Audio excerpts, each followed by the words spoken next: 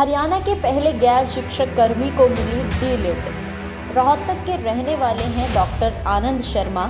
हरियाणवी व हिंदी में 40 से अधिक सीरियल्स में कर चुके हैं काम। हरियाणवी व हिंदी के 40 से अधिक सीरियल्स, डॉक्यूमेंट्री फिल्म्स में काम कर चुके जाने माने रंगकर्मी रोहतक के सेक्टर 1 निवासी डॉक्टर आनंद शर्मा को हाल ही में डॉक्टर भीमराव अंबेडकर विश्वविद्यालय आगरा के 86वें दीक्षांत समारोह में डी.लिट की उपाधि से नवाजा गया है। इस दीक्षांत समारोह में विश्वविद्यालय की कुलाधिपति एवं राज्यपाल आनंदीबेन पटेल ने बतौर मुख्य अतिथि शिरकत की। उत्तर प्रदेश के उप मुख्यमंत्री व शिक्षा मंत्री प्रोफेसर दिनेश शर्मा ने भी अध्यक्षता की। एमडीयू रोहतक के छात्र कल्याण विभाग के पूर्व सहायक निदेशक भी डॉक्टर आनंद शर्मा रह चुके हैं।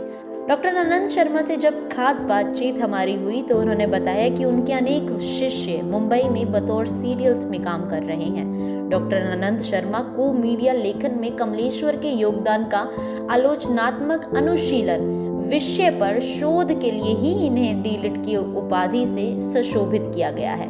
डी.लिट यानी कि डॉक्टर ऑफ लिटरेचर प्राप्त करने वाले डॉक्टर आनंद शर्मा हरियाणा के पहले गैर शिक्षक कर्मी हैं।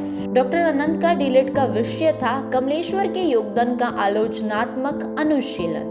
कमलेश्वर ने अनेक चर्चित पत्रिकाओं का सफल संपादन ही नहीं किया बल्कि उन्हें एक नई ऊर्जा भी प्रदान की है।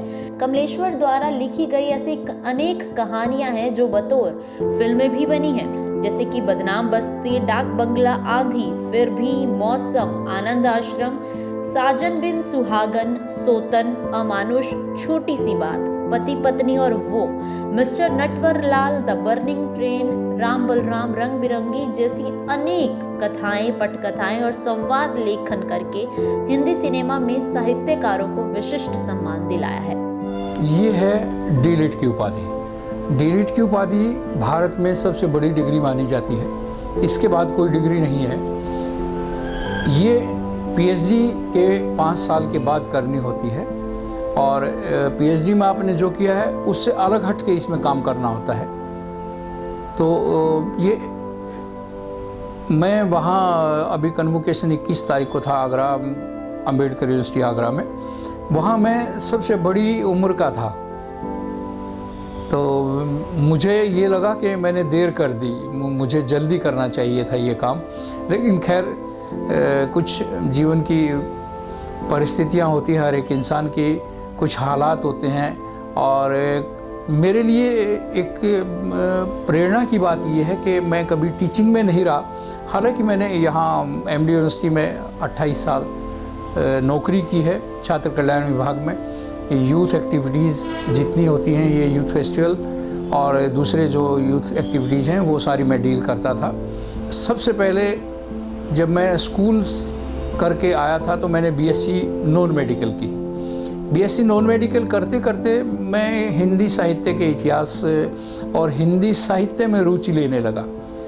मेरे एक सीनियर थे, वो बहुत अच्छे कवि थे, लेखक थे। उनसे प्रेरणा पाकर मैं भी हिंदी साहित्य की ओर प्रवृत्त हो गया और उसके बाद मैंने हिंदी पढ़ाना शुरू किया। उसके बाद मैंने एमए हिंदी की। एमए हिंदी करने के बाद हमारे यहाँ एक डिप्लोमा ट्रांसलेशन कोर्स शुरू हुआ था 1984 में, अंग्रेज़ी हिंदी। और मैं क्योंकि नाटकों में भाग लेता था, रंगमंच की गतिविधियों में भाग लेता था, तो हमारा उद्देश्य यही था कि भाई किसी तरह 1 साल और रंगमंच से जुड़ने का मौका मिल जाए, यूनिवर्सिटी की गतिविधियों में जुड़े रहने का मौका मिल जाए।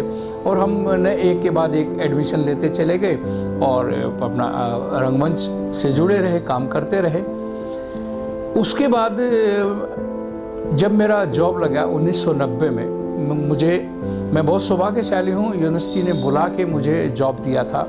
मैं और डॉक्टर जगबीर राठी जो आजकल हमारे यूथ वेलफेयर डिपार्टमेंट के डायरेक्टर यूथ वेलफेयर हैं, हम दोनों की एक ही साथ नौकरी लगी थी और हम दोनों को घर से बुला के नौकरी दी गई थी। शायद हम दोनों में कोई विशेषता देखी होगी प्रशासन ने, इसलिए हमें ये मौका मिला।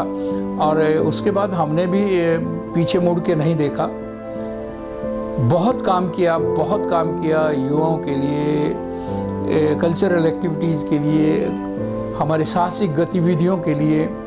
और उसका परिणाम ये है कि आज हमारे बहुत सारे छात्र छात्राएं बम्बई फिल्म इंडस्ट्री में हैं, दूरदर्शन में हैं, और अब तो दुनिया भर के चैनल्स भी आ गए हैं, उन चैनल्स में काम कर रहे हैं। तो ये हमारे जीवन की एक उपलब्धि है। हम धीरे धीरे हम भी पढ़ते चले गए, बढ़ते चले गए, और एक ऐसी प्रेरणा, नए नए जब बच्चे मिलते थे तो उनसे हमें सीखने को बहुत मिला।